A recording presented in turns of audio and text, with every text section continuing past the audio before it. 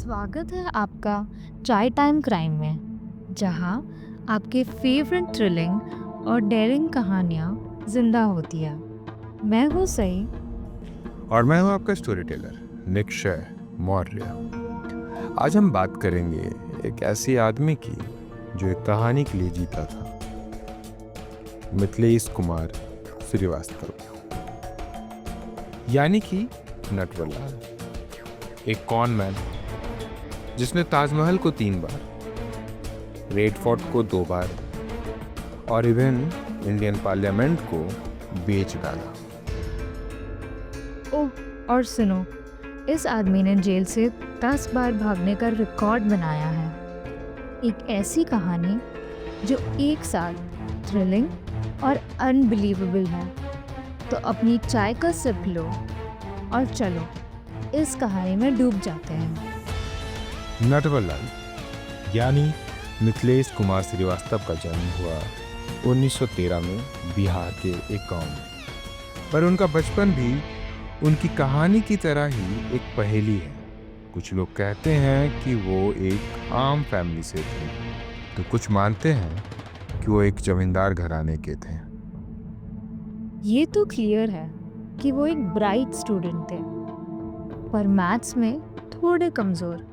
Irony देखो कि बाद में वही आदमी नंबर्स और फॉर्जरी में मास्टर्स बन गए। कहानी ये है कि उन्होंने घर छोड़ दिया जब उनके फादर ने उन्हें मार दिया।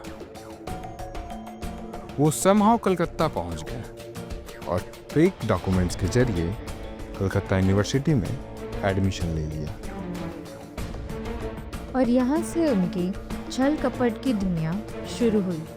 मिथिलेश एक बिजनेसमैन के घर ट्यूटर बन के गए और उन्हीं के स्कूल के हेडमास्टर बन बैठे। पर बाद में बिजनेसमैन को पता चला कि नटवरलाल ने उन्हें 4.5 लाख का चूना लगा दिया। यही उनका पहला अरेस्ट था और एक लेजेंडरी करियर का आगाज। अगले कुछ सालों में मिथिलेश ने पूरे देश में बिजनेसमैन का दिमाग घुमा दिया, लेकिन उनकी सबसे बड़ी स्ट्रेंथ थी फॉर्जरी। वो राजेंद्र प्रसाद और धीरूभाई अंबानी जैसे बड़े लोगों के सिग्नेचर्स आसानी से रेप्लिकेट कर सकते थे।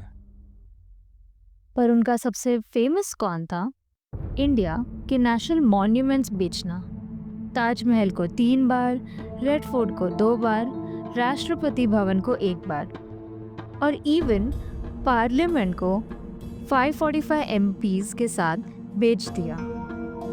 इमेजिन करो, कोई आदमी सोचता है कि उसने ताजमहल खरीदा है।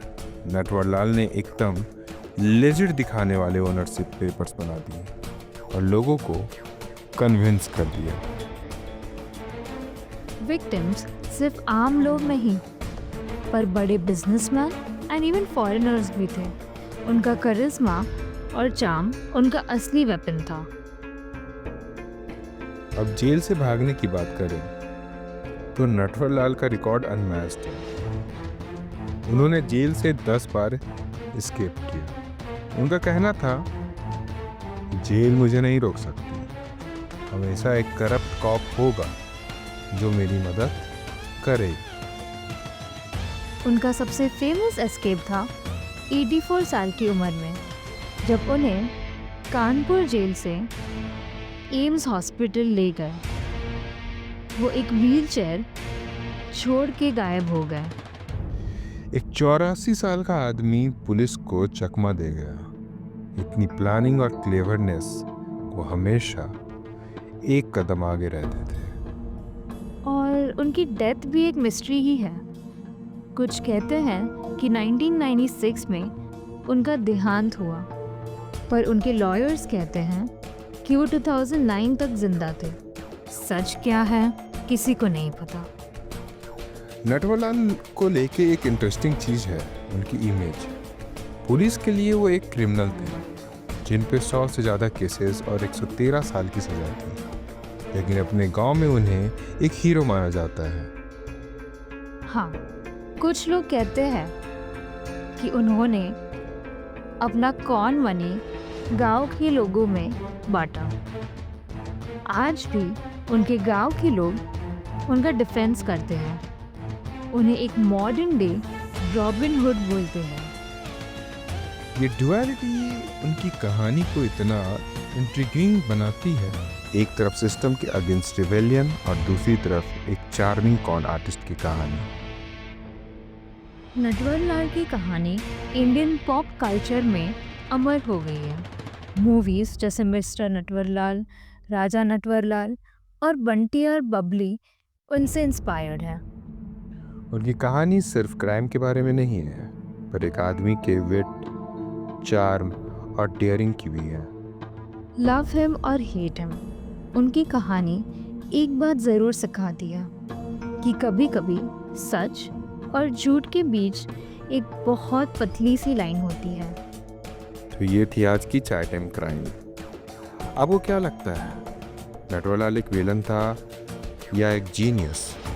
हमें अपने थॉट्स ज़रूर बताइए और अगली बार एक और थ्रिलिंग कहानी के साथ मिलते हैं। तब तक अपनी चाय एंजॉय करो और क्यूरियस रहो।